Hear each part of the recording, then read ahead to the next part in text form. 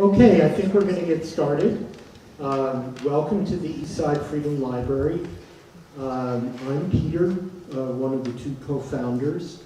We have been here a little more than 5 years, and we wanted to create a place where people would share their stories with each other. People would learn the stories of different communities, particularly here on the East Side, which is a very diverse part of St. Paul. There are restrooms downstairs. This has been an interesting process. I met Mr. Hill maybe 2 months ago or so at a meeting that the Historical Society had here that I would sort of generously say was rocky. And something good came out of it. Mr. Hill and I met, and he said he wanted to talk about the Red Summer of 1919. And in that 2 months, there has been growing attention, journal articles on the internet, some things in newspapers. A guy who was going to come here on October 4th and speak, a guy named Peter Cole, who's just written a book called Dock Worker Power, about race and workers on the docks of San Francisco and Durban, South Africa. And Peter is heading a project in Chicago to recognize the history of the Chicago race riot of 1919. So it's just seemed like this was really meant to happen.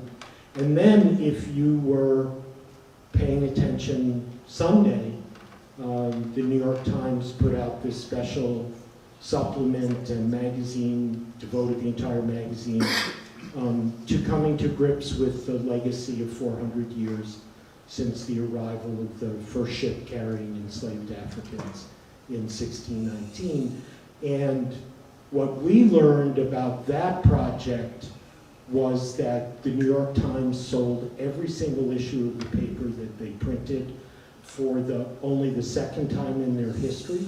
The first time was the first election of Barack Obama, and that the Times decided on Monday that they would print more copies of the supplement and the magazine, and we're waiting for a shipment of those to come here. And I think at a time when it's easy to be discouraged about where popular discourse is in the United States, it's inspiring that people want to come to grips with the legacy of the history of 1619 or 1919. And in sort of keeping with our vision of the Eastside Freedom Library, that not all knowledge gets produced in colleges and universities, that a lot of knowledge gets produced in communities and other spaces like this space, that I was thrilled that someone who is not an academic wanted to come and make a presentation about this subject. So, and that inspired me to decide to screen the film a week from tonight, the film The Killing Floor. Has anyone seen that film? Of course not, of course not. So it was made in 1984 by WGBH in Boston. It's a film about Chicago in the summer of 1919. It was meant to be the first of a series of 10 films that would explore the intersections of race and class in American history. And after that film was made, all the corporate sponsors ran away, and the other 9 films never got made. And the film only made it to VHS. But we figured out a way to show it here. So a week from, and it's a monster. Moses Gunn, Alfred Woodard. It's really a great cast. Directed by Bill Duke. It's the first film that Bill Duke directed, first full-length feature film that he directed. So come and join us again in a week. No matter how much Mr. Hill may share with us tonight, there is still more to learn even after this evening. So thank you so much for coming to us, and thank you all for coming in, as Matt says, on such a beautiful night. We know the Minnesotans don't like to give that up. So. All right. Good. And I think, Peter, Yes. I'm not going to fire you, but Oh. you've advanced the script. Oh, no. Okay. So we need to go back to the first one. One more. One more. There we go. One more. One more again. There we go. All right. Okay. Yeah, I'm gonna So, this is only going to be an hour, so I've got to kind of speed things up already. The plan is to speak to you guys for about 35 or 40 minutes. Try to get as much in as possible. So I'm going to kind of speak quickly. I hope and highlight things, and then open it up for at least 20 minutes of Q&A, because I think hopefully you'll have some questions after this. Real briefly, I want to thank Peter Radliff for allowing me to do this, and the other folks at Eastside Freedom Library. The person on the camera there is Carla Reilly. Thank you very much. And then Clarence White, I don't know where he is. downstairs keeping our executive board happy. He's downstairs keeping the executive board happy. So I want to thank them. And then I have a confession to make. My birthday is coming up in 2 weeks. Since I'm not having a party, this is all a rouge to get all of you here because there's cake in the bag. And really, it's my birthday. No, unfortunately, this is... Okay, so what led me to do this was, my daughter can attest to this and my son. I was frustrated as we got into 2019 that no one was talking about 1919. And being a journalist and amateur historian, I was upset that such an important year and an important period in American history wasn't being discussed at all. It's not taught in schools. It's one of those subject matters, and it is heavy and it is sad. In a way, it's understandable why people don't want to talk about it, but in another way, to understand what this country is all about, we need to know what this country was like 100 years ago. In many ways, it was a very different country in a very different world. And in many ways, it's still the same if you look at the current administration and the rhetoric, but I won't get into that too much. So, 1919, why was it a special year when it came to, and they're called race riots, which is a misnomer to me. It should be collective anti-black violence, anti-black mass violence, because in general, that's what it really was. A riot means that both sides started something, and in general, in almost every instance, black people were attacked, innocent black people, and then masses of whites started killing people and destroying homes. But what makes 1919 stand out, because this was not the only year, folks, that there was collective anti-mass violence against black people. It's been going on for an awful long time. Just a couple of just a year after the Civil War, there was a huge massacre in Memphis in 1866. There are too many to mention, but Louisiana, between 1865 and 1875, more than 2,000 blacks were killed. That was just in one state. Then there were riots a year before 1919, both in East St. Louis and in Houston, actually other large riots. But what makes 1919 stand out is that there were actually 46 instances of collective mass violence against black people in that year alone, 46. I'm going to just gloss over these because I just don't have time to get into all of the details. Can you go to the next slide, please, Peter? So what makes 1919 stand out is the frequency, and I already mentioned the 46. It's just how often this was going on in that particular year. A lot of factors, I think, made 1919 stand out. The first one, and this could be for all the years, and this could be for now, was white supremacy, good old-fashioned racism. You got to remember that 100 years ago, the majority of the white population thought of black people as not people. Okay, first of all, they didn't have brains, they were lazy, all of the stereotypes. So that's the white supremacy comes in. You also had the end of the World War There were changes all over the world, including this country. You had black soldiers coming back from World War I who had just fought for democracy, had proven their manhood, and they came back and they wanted to come back to a new and different country. They were, in general, treated pretty well in Europe. Then you had something called the New Negro, which was a term that was bandied about, but it meant a new attitude. It was really perpetuated by black newspapers. Real briefly, and there were black newspapers all over the country. This was the golden age, folks, for people who know anything about the history of journalism in this country. This period was the golden age of newspapers. Every city had multiple newspapers, and then every ethnic group had their own newspapers, and people read these newspapers, and there were quite a few black newspapers in America. Another factor is what's called the Red Scare, and I'll touch on it briefly.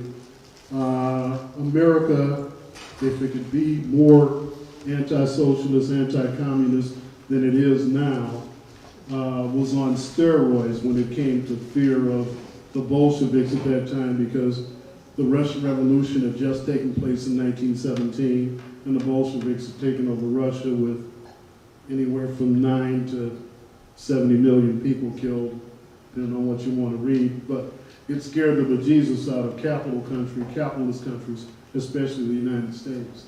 The Great Migration, one of the largest and first waves of the Great Migration, meaning blacks leaving Jim Crow South and coming north.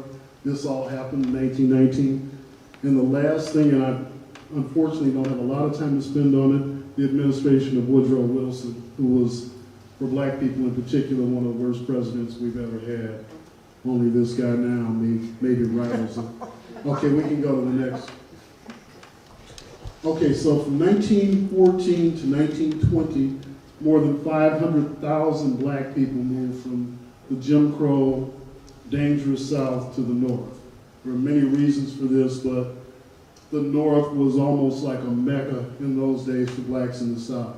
There were jobs and there weren't out-and-out lynchings the way there were throughout the South. World War I had also stopped European migration to the U.S. This blew my mind because it's almost another forgotten part of American history. How many black men fought for the United States in World War I? And actually that estimate is low. It's something like 380,000 black men fought in World War I. They fought to save the world for democracy. They fought in Europe.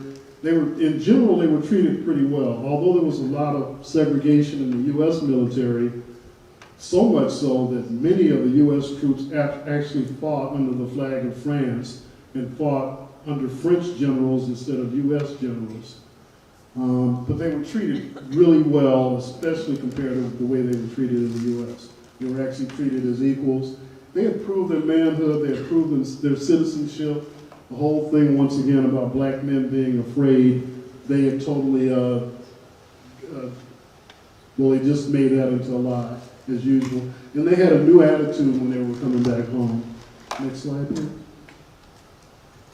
The New Negro. These were some of the people, this is only a handful, and some of the newspapers and magazines that they published for and wrote for. Hubert Harrison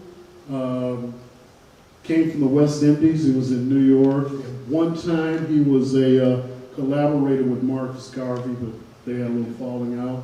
He was one of the few people, Harrison, who was an active socialist. And I'll talk about that a little bit when it comes to the Red Scare. William Monroe Trotter, who was just a giant of civil rights, Massachusetts, the Boston Guardian. W.E.B. Du Bois, one of the founders of NAACP, and his magazine, The Crisis, he was the editor for that.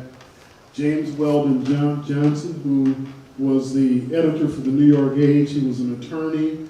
He was a musician. James Weldon Johnson, and a writer, he coined the phrase, the Red Summer. And also for all of you folks who know what the Black National Anthem is, Lift Every Voice, James Weldon Johnson wrote that. Robert Abbott, who was originally from Georgia, was the editor of the Chicago Defender, which was the largest and most powerful black newspaper in America. Ida B. Wells I could go on about Ida B. Wells, the most famous black woman in America, journalist, crusader, civil rights leader. Started a paper in Memphis called The Crusader, but had to flee the Klan when she started writing about lynchings. She was the great anti-lynching proponent, and along with W.E.B. Du Bois and others, was one of the founders of the NAACP. NAACP, which we moved that, and that's fine. That's okay. NAACP, it's interesting because personally, and I confess this, I don't have a lot of respect for the modern NAACP, but in those days, from the time it formed and going into the 19-teens, 1920s, was a powerhouse. They were, in many ways, heroes of this time. Black folks had a lot that they faced when they faced these problems of collective anti-mob, anti-black mass violence. Vigilantes. Vigilantism, I don't know how much you guys know about this period of time. Lynchings were like commonplace, and I don't mean just black people. They lynched white people also. They lynched everybody. If you were charged with something and you were in a jail in America, 9 out of 10 times, the mob just came and pulled you out. There weren't trials. So vigilantism was a really big deal in this period of time. Government-sanctioned paramilitary, we'll talk about that a little bit. The Red Scare led to these paramilitary that were supported by the government. Police were against most of the time black people, the U.S. military, and the white media. Talked about all those newspapers, and it's interesting because when I was educated as a journalist, I was always told journalists are supposed to be objective and fair and blah, blah, blah. Newspapers in those days were either Republican or Democrat. They all had a point of view, and when it came to black people in these so-called riots, they always took the white power point of view, and black people were all at fault if you read any white newspapers in this country. Okay, next. One of the first of the race riots was in Charleston, South Carolina. It happened in May, and it was a small incident, and a lot of these riots and a lot of this violence started with like a really, really small thing I would consider small happening, and all of a sudden it was a flashpoint. This one was, especially in the South, black men had to get off the street if a white man was approaching him or them. Literally. This was one instance where a black man refused to get off the street. He bumped into some sailors and some civilians. They took offense. They started to try to beat him. He ran. Rocks were thrown. Some black men saw that he was in trouble. They tried to help him. And there you have an explosive riot. White mobs, anywhere from 6 to 60 people were roaming through Charleston. 3 black men were killed during those riots. A 4th person died because he had a heart condition and he was beaten and he died months later, so that would be the 4th death. One of the aftermaths of Charleston was that African Americans actually went to court, led by the NAACP, and they filed lawsuits, civil lawsuits for damages. And then the NAACP branch got in touch with the Secretary of the Navy.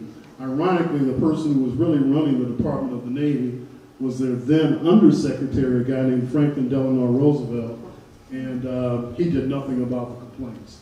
Next. Okay, this one, Bisbee, Arizona.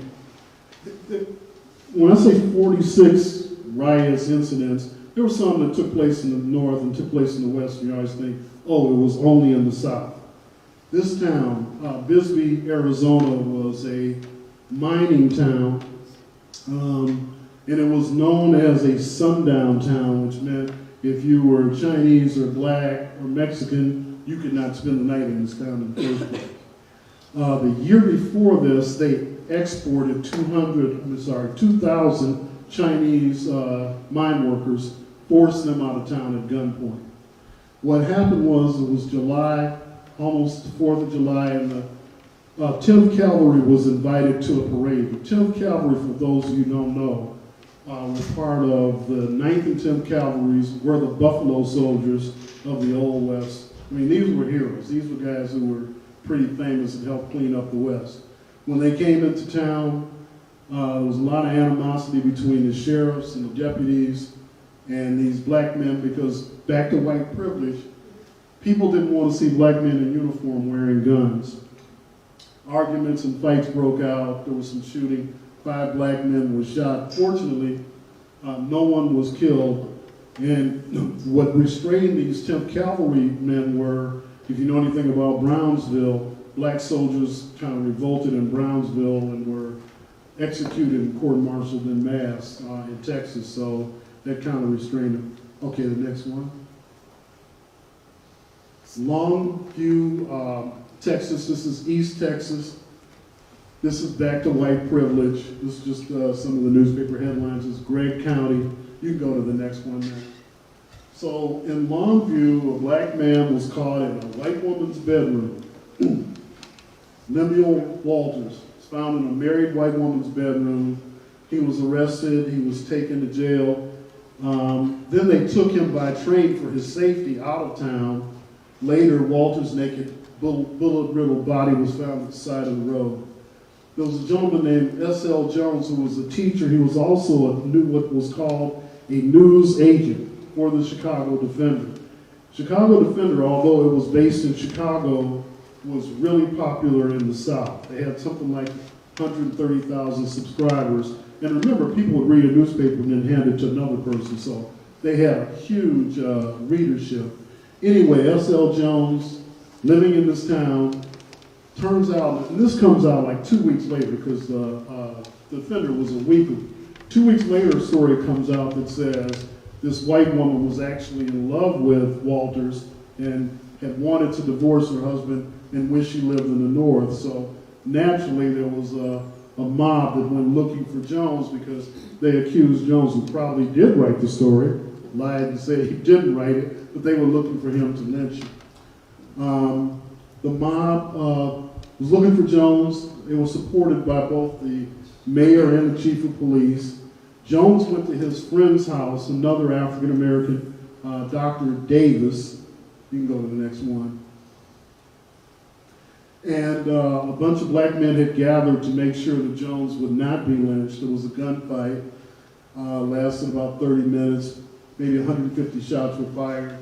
4 whites were hurt, 1 black man was killed. Texas Rangers and the National Guard were called in. Meanwhile, both Jones and Davis had to, of course, leave town forever. The mob actually went to Jones's house and were about to set it on fire with his wife and children still in it. And fortunately for them, a black man came and somehow convinced them to at least let the family out. Of course, they burned the house to the ground. They also destroyed Dr. Davis's medical office, and neither man could come back to Longview. Meanwhile, the sheriff and deputies go to Davis's father-in-law's house, and something happened where all of a sudden the father-in-law was shot to death. Next.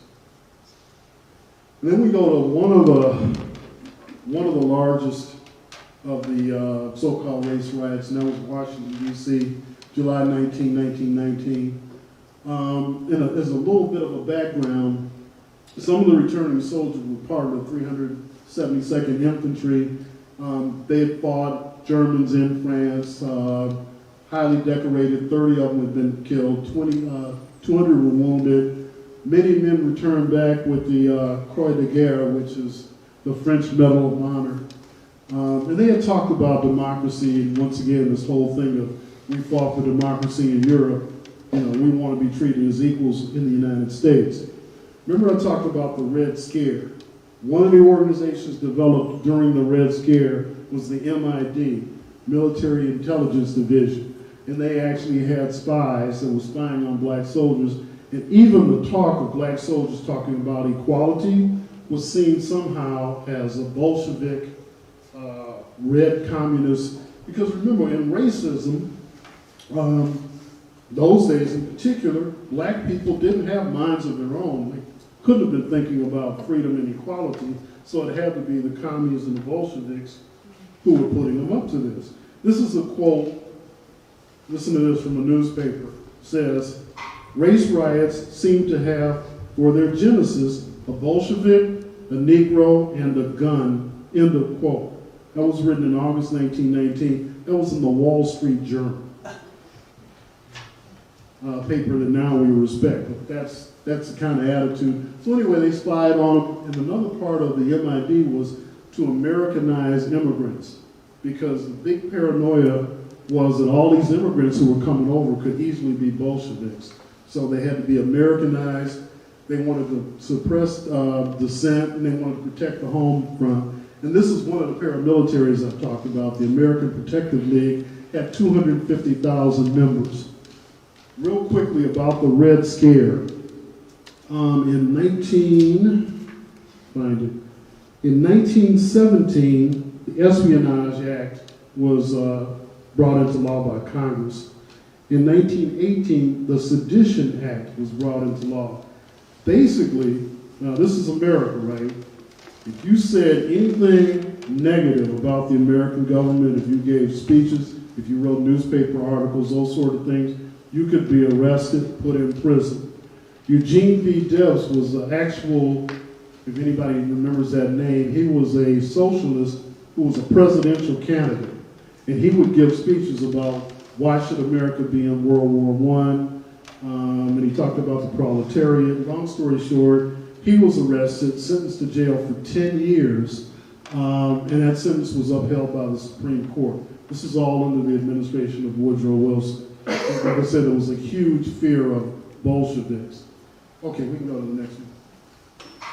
So, just so happens, 1919, when everything else is going on, there's a serial rapist in Washington. Most of the victims, actually the first victim was a black woman, but the other victims were white women, and supposedly it was a black man who did it. So it was a huge manhunt. Another one of the vigilantes, the Home Defense League, went on patrols with police. Many black men were rounded up, doors were busted open in homes. They were just dragging people in, beating people, trying to get confessions. Meanwhile, the Washington Herald has a headline that says, "Negro Fiend Pursued by 1,000 Posse." Negro Fiend. The Washington Bee, which is a black paper, quote, "The recent outrages cast suspicion on other innocent colored civilians," end of quote. So the police arrested a black man accused of accosting a white woman on the street. She was married to a defense worker. Sailors, soldiers, and Marines started roaming the streets of Washington looking for black men to beat. Next one. And this is one of the headlines. "Riot again breaks out in National Capital. Marine kills Negro." Go to the next one. So a mob of 100 white servicemen attacked black men. Dozens of people, black men, were hospitalized. Hundreds had minor injuries. They were attacked with pipes, clubs, sticks, and guns. There were street battles between blacks and whites. The day after all this happened, 500 firearms were sold to black men throughout Washington, D.C. So the police then stopped gun dealers from selling guns to black men. So what did black people do? They loaded up their cars and they drove them in from Baltimore. And also Howard University, the black university in Washington, D.C., the ROTC distributed weapons and ammo. This is America. 200 Marines were called up. Okay, this is another one of these agencies that was, a government agency was created out of the Red Scare. It's called the Bureau of Investigation. Does that sound familiar to anybody? Bureau of Investigation? Because they had a young agent working for them named J. Edgar Hoover. So this is the precursor to the FBI. And Hoover also believed in having spies in the black community, which he did his whole career to get as much information as he could about socialists and communists influencing the black masses. Anyway, a large mob of 1,000 people attacked the black neighborhood in Washington. The police were also part of that mob. It's dark. Everybody's either got their lights out or the lights have been shot out. They bust open, they go into a home, they go up the stairs in Benjamin Johnson's house, and as they go into the bedroom, a large gunfight ensues. A white detective is killed, another police officer shot. Benjamin Johnson and his 17-year-old daughter, Carrie, are wounded. And Carrie had a firearm also, she had a rifle. They had multiple wounds, but they were arrested and charged with murder. Another black man, Theodore Michael Walker, was being chased by a crowd. He just shot because out of fear. and he shot and killed someone, and he was charged with murder. Next. Just a headline there, same headline. Okay, so the aftermath of Washington, and this was the only one of the so-called race riots where more whites died than blacks, because in general the numbers were the other way. 10 whites died, including 2 policemen, the 1 detective in the Johnson house, and another police officer. 5 blacks were killed, 50 serious wounds, 100 injuries. Numerous blacks were arrested, charged with murder, including Carrie and her father. And once again, the NAACP took up their defense. I'll talk about that briefly toward the end. Okay, we go to Chicago, July. Chicago, sociologists said Chicago is a great foreign city. There were so many different people of different backgrounds in the city of Chicago in 1919. You had Irish, Swedes, Germans, Italians, Russians, Poles, on and on and on. Look at that figure. 1919, 30% of the city population was foreign born. 30%. Between 1910 and 1920, Chicago's black population went from a little more than 44,000 to 109,000, 148% rise. And in 1919, 10,000 blacks worked in the stockyards. We'll talk about that briefly, but the stockyards were a big job mecca. You think of Chicago with all of the livestock that was shipped into Chicago. I can remember, as I'm from Chicago, I can remember if you went to the south side, anywhere near the stockyards, like 10 blocks away, you knew you were near the stockyards because you could start to smell the stockyards. The Chicago Defender, which was, I told you, was real popular in the South, was one of the main newspapers that was telling black people come north, their jobs, it's much safer. So this is kind of a mix in Chicago at that time. Chicago, and you know, my family has heard this forever. I think Chicago is the most segregated city in America. If not, it's one of them. Extremely segregated. And always has been, even in 1919. Most black people in Chicago lived on the south side in a confined, short area. Some lived west, but not many. The Black Belt, there was poor housing. It was a limited area. A lot of racial tension in the workplace, housing, and politics. And Chicago was definitely a tinderbox for something to happen. And that something happened again once with what started out as a small incident. On the east side, there's no east side of Chicago, but in the east, the Lake Michigan is the east. Anyway, all the beaches were segregated, even in 1919. There were only a few beaches that blacks could even go on. What happened was there were a group of, I think, 3 or 4 teenage black boys who got on a raft, and because of the current, they basically ended up off of a white beach. White guys started throwing stones at them, and at first it was a game. Boys actually were laughing about it and teasing the guys who were throwing. But then all of a sudden somebody hit 17-year-old Eugene Williams in the forehead, and it dazed him, and he went into the water and he drowned. And it was actually black and white people who pulled his body out of the water. His friends who were with him had come ashore, to say the least. They were upset and excited. The guy who actually threw the stone was still hanging around, and they pointed him out. And so they went and got a black police officer, and they said, that's the guy. I think his name was like Starr. The black police officer went to arrest this guy, and a white police officer wouldn't let him. And when they told black people in the neighborhood what happened, all hell broke loose. And that was the beginning of the Chicago riot. We go to the next one. This is, the best picture I could find of Eugene Williams. And then that's the Chicago Defender riot sweep Chicago. This was a massive, massive, massive riot, which I'll talk about. There was fighting and shooting all over the city, especially the south side. Chicago has always been a turf war town, and in 1919, the turf war really meant neighborhoods and ethnicity, because the gangs were almost all ethnic. The Black Belt, and if we'll be real brief here, but if you're driving through Chicago on I-90, when you come into the south side, it's Dan Ryan Express. For those who would recall that used to be Comiskey Park for years, where the Chicago White Sox play, you can see a baseball stadium on your right-hand side. It's now Guaranteed something stadium because they changed the name. Anyway, Comiskey Park around 3500 South on the Dan Ryan.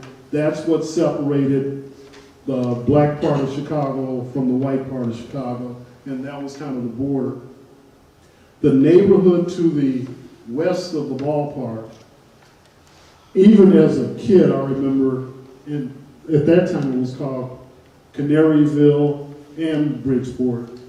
But when I was growing up, it was strictly Bridgeport, and even as a young kid, I was told, don't go to Bridgeport. You just didn't go anywhere west of Comiskey Park. I could go to those games, but trust me, I got back on the L and went home because you knew not to go west. 1919, it was even worse. Bridgeport, Canaryville was the home of mostly Irish athletic clubs, which were really gangs. Also, in that same area is where the Union stockyards are. So you got 10,000 black men who were working in the middle of a white gang area, basically, when the riot broke out. Blacks were trying to move further south into better neighborhoods, into Kenwood and Hyde Park. Hyde Park is where the University of Chicago is located, where Michelle and Barack Obama live now, or used to live. From March 1918 to July 1919, there were 25 black homes and businesses that were bombed. In order to keep blacks or intimidate them from moving into white neighborhoods, they were literally bombing homes. We'll go to the next one. This is a picture of some of the gangs, and you can see guys with bricks in their hands looking for blacks to attack. Okay, Walter White, and I'll be brief about this, was sent by the NAACP from New York. He went into Realtors Association to spy and to see what they were talking about. Walter White, whose both parents were born into slavery in Atlanta, Walter White was a black man who was blonde-haired and blue-eyed. So he could go, if you ever see a picture of Walter White, you'd always think he was white. So he would go down south, and he would go anywhere, and he didn't pretend he was a reporter, but he could go in and kind of actually listen to what people had to say, because they didn't realize that he was a black man. Anyway, Walter White went in. Meanwhile, one of the athletic clubs in Chicago, in the Irish neighborhood, was the Hamburg Athletic Club, and they were run by an Irish alderman. Aldermen in Chicago are like neighborhood ward bosses. I mean, alderman is king of the neighborhood, and they're connected to the Democratic Party. They're the people who get things done. There was a young man who was part of the Hamburg Athletic Club. His name was Richard J. Daley. By the time he was 22, he was president of the Hamburg Club. Richard J. Daley, for maybe people who are too young to know who he was went on to become mayor of Chicago, the most powerful mayor in American history, maker of presidents. But that's where he started.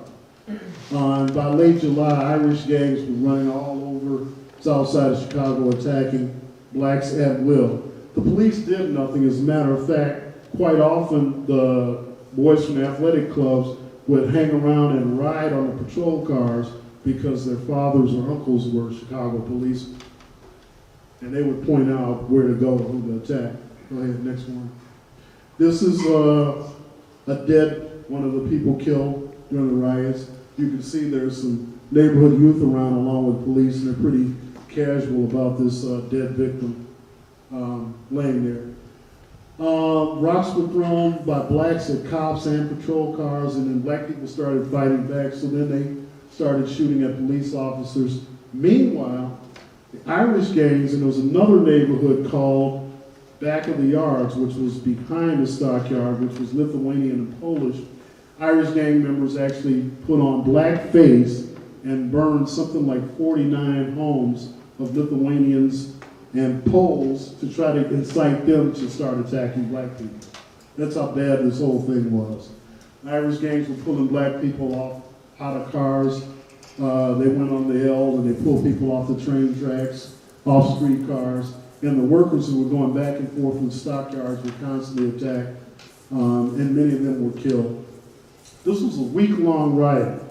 Now, the reason the riot lasted so long is so Chicago's mayor then was a guy named Big Bill Thompson, and he happened to have a vendetta and hated the governor, Governor Loudon. So he wasn't about to ask Loudon to send in the National Guard.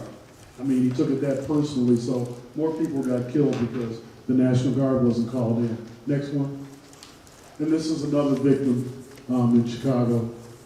We can go to the next one. Okay, the 8th Illinois National Guard were black World War I veterans. They were called the Black Devils. And they began guarding the black neighborhood. And they actually formed a line that they called the Hindenburg Line, which was similar to the Hindenburg Line, so-called Hindenburg Line during World War I. Mayor Thompson was embarrassed and forced to call in the National Guard. They called in more than 6,000 troops, which finally ended the fighting when it was all over. 38 people were dead, 23 black, 15 white, more than 500 people injured, and that should actually be 2,000 people who lost their homes, mostly black people. Homes were looted. I'm not bothering to show you the pictures, but homes were burned and looted all throughout the South Side. Go to the next one. And then this is the Illinois National Guard that had been called in. And at one point, they had machine guns set up in black neighborhoods, loaded. Fortunately, they didn't fire. Okay, and this is going to be the last one. This was Arkansas, late September, early October. Black sharecroppers, and this is in Phillips County, Arkansas, which is the southwestern part of the state near the Mississippi River, the Arkansas Delta. And for folks who don't know, there was something called debt peonage, which basically meant it was a way of having poor black farmers always owing money and always being behind. And this was an aftermath of slavery, because slavery had been outlawed, but this is the closest thing. Sharecroppers, black sharecroppers in particular, who had to work on white people's land, were as close to slaves as you could get. One example was a farmer finished his yearly harvest of cotton, came to his the owner and said, I got $500 worth of cotton. And the owner said, that's great, but you owe me $670 for rent and equipment. And this was a game that was played all the time. And actually, black people got tired of it. So a group of black folk hired a lawyer from Little Rock, which is a big city down there, and they were going to form a union.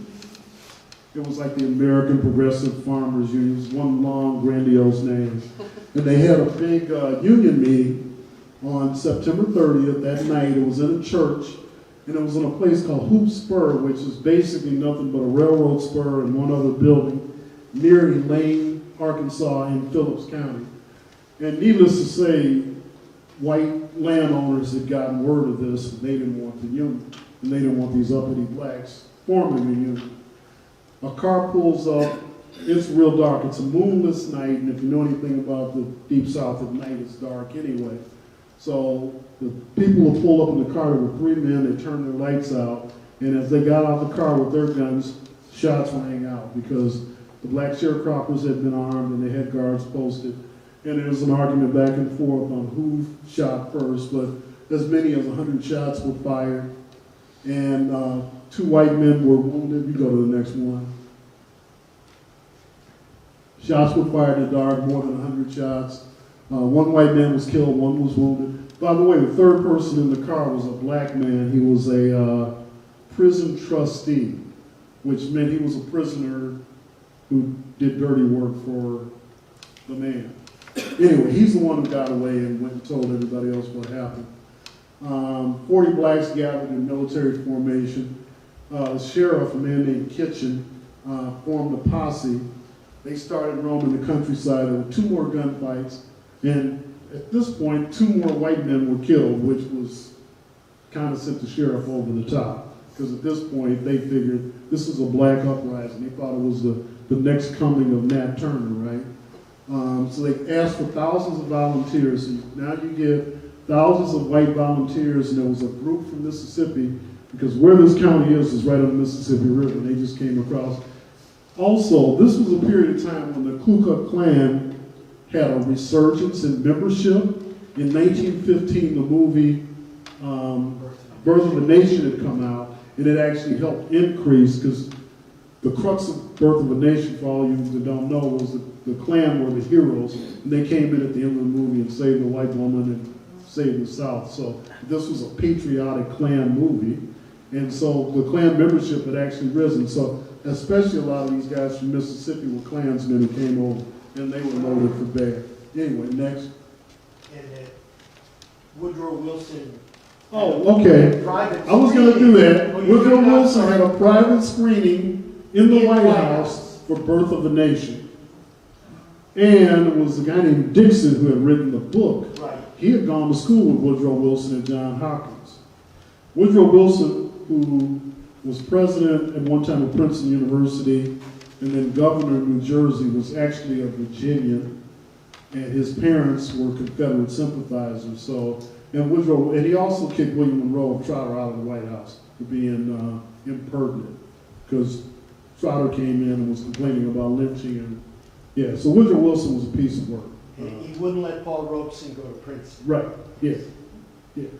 Well, he ended up having a stroke in October. Most people did not know that from October on, it was Woodrow Wilson's wife and the Attorney General Palmer that ran America, because Wilson had a debilitating stroke and was, for all practical purposes, a dead man. But Wilson was focused on the League of Nations, trying to get that passed through Congress, which obsessed him, which caused the stroke. But he could have kind of cared less that all these black people were dying. That wasn't his concern. This is, you can't see it that well, but this is a newspaper photo of the posse, the mob gathering. You can see they're just gathering and they're all armed to the teeth. Next. And here, this is back to the complicity of the white newspaper. It's not funny, but Negroes plan to kill all whites. Slaughter to begin with 21 prominent men as the first victims. And then the password was going to be, "We just begun." How they got all this information, Lord knows, but there was a big black plot. So therefore, all the white folks had to go start killing as many black people as they could. This is, to me, a real sad instance. There were many victims in Arkansas, Phillips County. So, group of brothers, four out of the five brothers, the Johnston brothers, and they were like the black elite of that area. One was a dentist, one was a doctor. The other two both owned automobile dealership. I mean, these were black people with money, blah, blah, blah, and they had gone hunting. They heard about all the shooting and the riots, and they said, oh, we better put everything away. We'll put our guns up, and we'll get a train because it'll be safer, and we're going to make our way back home. Guess what? The mob stops the train, takes them off, shackles them, and their bodies are found bullet-riddled later. So all four brothers were murdered.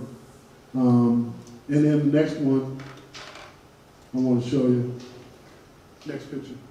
This is the best I could do, but that's a picture of 4 out of the 5 Johnston brothers who were murdered by, and they did absolutely nothing but being in the wrong place at the wrong time, and thought they were safe by taking the train. So the end of the Arkansas, Phillips County, first of all, they finally brought in troops to end this. But at one point, both the sheriffs and the military took part in the slaughter. And we won't really know the real numbers because the people who were doing the counting were the people in charge. So, but there's a wide range of supposed deaths. So 5 whites who were killed, but the range of black people killed was anywhere from 20 to 850. The Bureau of Investigation said 50 to 80, and NAACP 25 to 50. And then many blacks were arrested, beaten into making confessions. Quite a few of them were charged with murder or attempted murder. Let's keep going. So after all of this, you got all these black people charged with murder, right? There was a group of 12 men who were charged with murder. They had a trial. They were convicted within a matter of like less than an hour, and they were given the death penalty. There was a series of trials. We can go to the next one. Series of trials. And along comes one of the heroes of this story, a guy with the amazing name of Scipio Africanus Jones. For folks who don't know, in history, there was a Roman general named Scipio Africanus, and that's what the continent of Africa is named after. This guy, Scipio Africanus Jones, was an attorney. He had already been famous for trying cases where he had gotten black people out of being executed. It was a series of trials that went on for more than 2 years and went to the Arkansas Supreme Court.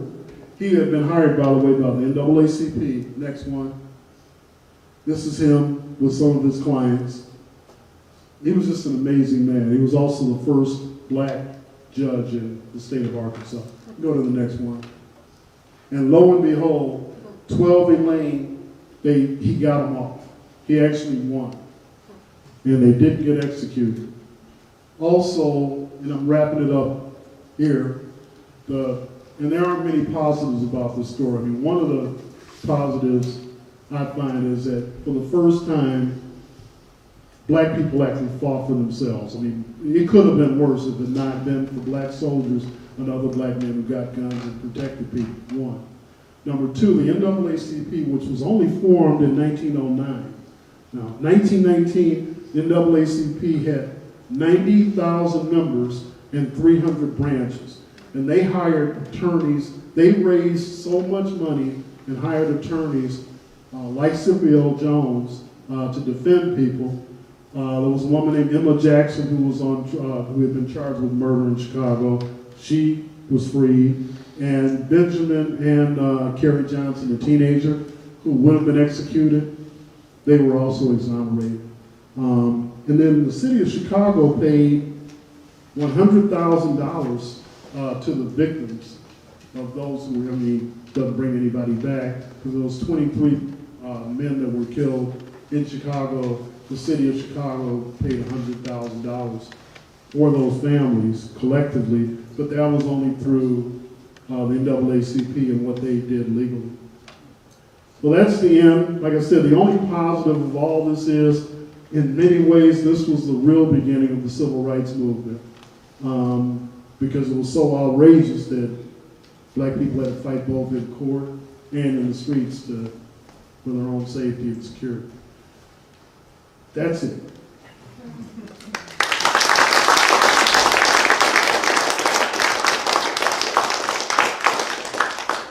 Okay, we'll open it up for some questions. Come on, questions? Or a birthday cake, one or the other. Yeah. I know that there was I'm not sure it was in the same time frame, a large white race riot in Tulsa. I don't know if that was the same time. No, it wasn't a race riot, it was a slaughter. Yeah. And I had meant to mention that. 1921 in June. Like I said, the only thing that made 1919 exceptional was the frequency. But in 1921, the neighborhood of Greenwood, which at that time was called the Wall Street of Black America. It was the largest middle-class neighborhood in America. They had businesses, they had homes. The so-called riot because a black man had been charged with murder. A crowd went to lynch him. Black people, of course, tried to protect him. A so-called riot happened. As many as 300 blacks were killed, but get this.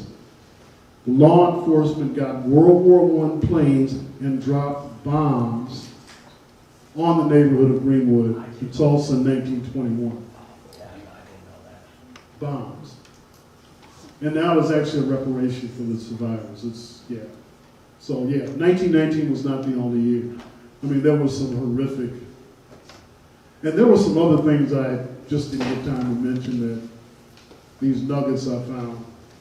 And that's what people refer to as Black Wall Street. Now when they talk about Black Wall Street, is that it? That was it then, yeah, Greenwood. But that incident of the destruction. Right, yeah. Other questions, comments? It seems like such a long stretch of time between 1919 and like the civil rights movement of the 60s. Did the violence tend to taper off? It did, but I mean, one of the things that helped it taper off was black people defending themselves, and then also the NAACP in particular going to court. There are attorneys that I would love to mention that I can't talk about now because we just don't have time. But this was what spawned people like Thurgood Marshall. I mean, all of this is what led to, Ferguson versus the Board of Education and Plessy versus whatever. I mean, this is what led to, but it was the NAACP. Like I said, now I think they're kind of shaky, but back then they were heroes. And they raised an awful lot of money. And almost the other thing in Chicago, they were getting all these defense attorneys, and they got some white ones too. One of the defense attorneys at that time was Clarence Darrow. For anybody who knows Clarence, America's most famous defense attorney, the Scopes trial. That Gone with the Wind, the movie, but anyway, Clarence Darrow. And he actually defended black folks also. Which I was reading that, I was like, oh my God. There was one riot in Omaha, of all places. In fact, the most horrific photograph that I've seen of any of the lynchings was a man named Will Brown in Omaha. It's a horrible, horrible photo of what they did to his body. It's like they tried to kill him about 4 times. After they killed him, they kept doing stuff. But long story short, and he was probably totally innocent of this so-called rape of a white woman. He was an itinerant, undereducated guy who happened to get accused of raping a white woman. And the story behind it was, there was a guy named Tom Dennison who had been the previous mayor of Omaha, who was like, kind of like a gangster. He was, the city was wide open for prostitution, the whole deal.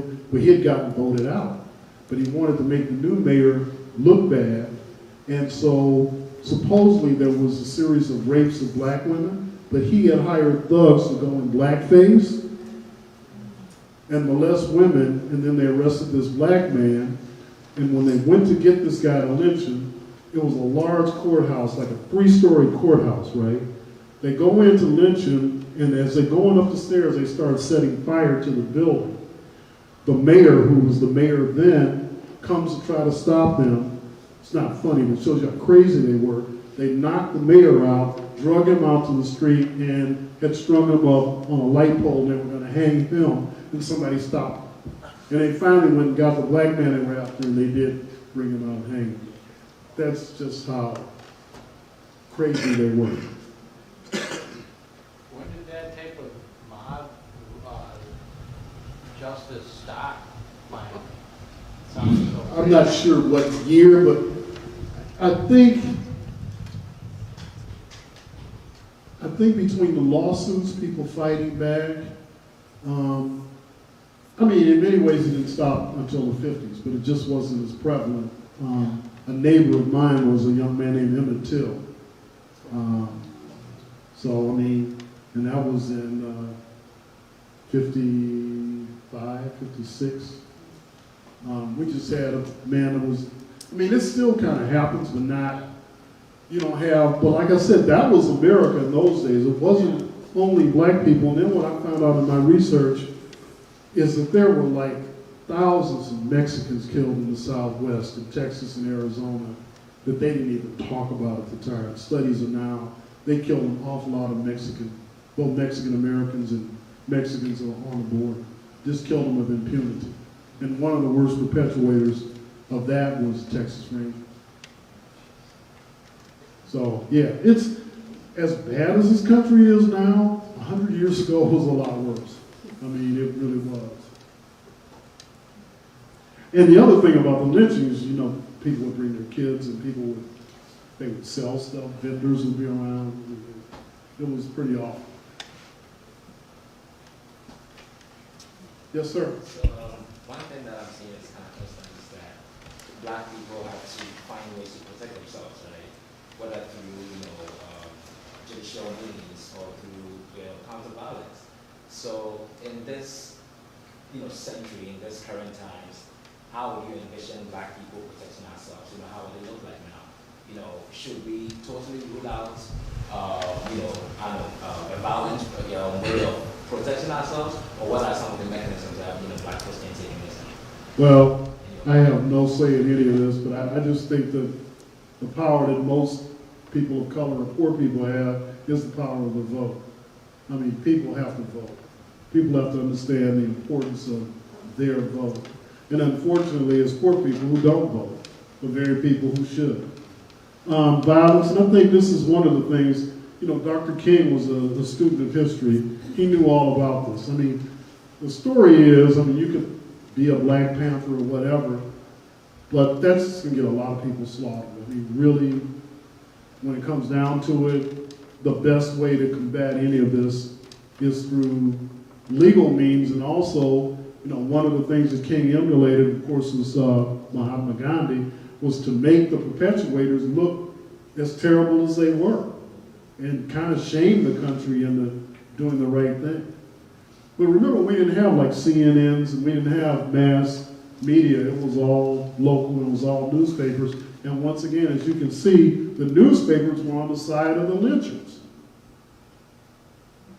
So, it wasn't like, I mean, at least now if something happened, you'd have cameras and people could see what happened. Everything that happened then was the stories were told later. And the people who could have really told the story to defend themselves were dead or charged with murder. That was the other thing. Awful lot of Black people got charged with murder for defending themselves. And going through all my research, you never find a white person who was charged with murder. It was always Black people who were charged with the murders, right? And quite often they were convicted. This guy, Scipio Jones, I'd like to know more about him. He was quite the guy. Did any of those veterans ever move to Europe? Yeah, I mean, some people stayed, and you know, if you know anything about the jazz age, there were writers and there were a lot of jazz artists who, but those were usually the artists, people like Joseph E. Baker. There were people who chose to leave this country at that period of time. But it was only a handful, and it was mostly artists. Yeah, they didn't leave in mass. I mean, people had families here. Most people didn't want to leave their loved ones. But it's interesting because one of the things I was reading was even when the soldiers, the Black soldiers, were in Europe, there were relatives who lived in the South who said, when you come back, don't wear your uniform. Because that was like, back to the white supremacy thing. Black soldiers were being lynched and attacked just for walking around town with their uniforms on. That was considered uppity. So people were warned not to wear them. And then some people out of defiance wore them. It went both ways. But wearing your uniform could get you killed.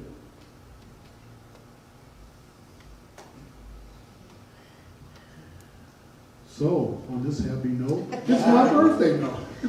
I'm back for my birthday and the party. Maybe we should all sing happy birthday to you. No. Heck yes, right? We should all sing Lift Every Voice, and I bet you nobody knows all the words. But James Weldon Johnson, who was another hero in this, was quite the attorney. And a real quick story about Walter White, which I discovered. So Walter White, I told you, looked white. Black man who looked white. Both parents were born into slavery. But both of his parents went to Atlanta University, which was then a black college, and they were both taught by W.E.B. Du Bois. But Walter White's mother, her last name was Harrison. She was the daughter of the in-house maid who had a child by the young man who lived in the house. And it turns out that that young man was somebody named Benjamin, what was President Harrison's name? William Henry Harrison? Yes. William Henry Harrison. So William Henry Harrison, President of the United States, was the grandfather of Walter White, who's one of the great civil rights NAACP people. Yeah. Wow. Yeah, isn't that crazy? So we can at least show you some appreciation, right? Well, thank you. And I'm sorry I couldn't get into more detail. But My again, daughter in particular knows I struggle some days. It's like, I got all this stuff to say, and yeah. But again, I want to encourage you all to come back a week from tonight and watch this dramatic film about Chicago in the summer of 1919 and how the effort to bring Eastern Europeans and African American migrants together to unionize the stockyards Oh, and we do have a fed into the bibliography right. too. Right, and We so got a the bibliography. reward for all of you who signed in Yeah, and printed your emails so that I can read them, we will email you the bibliography that Mr. Hill has put together so that you can read more there's about one this. interesting book of poetry by a woman named Eve Ewing, Yes, who's quite the writer in Chicago. yeah. And she has a book about 1919 that's pretty powerful. And she has a poem in there about Eugene Williams, the boy who drowned. That'll make you cry. Real powerful stuff. What time is the film? 7 o'clock next Thursday night. Thank you again. Thank Peter. you, thank you, thank you all for coming. Yeah. And don't rush to leave. Poke around, look at the books, please. Hey, Val.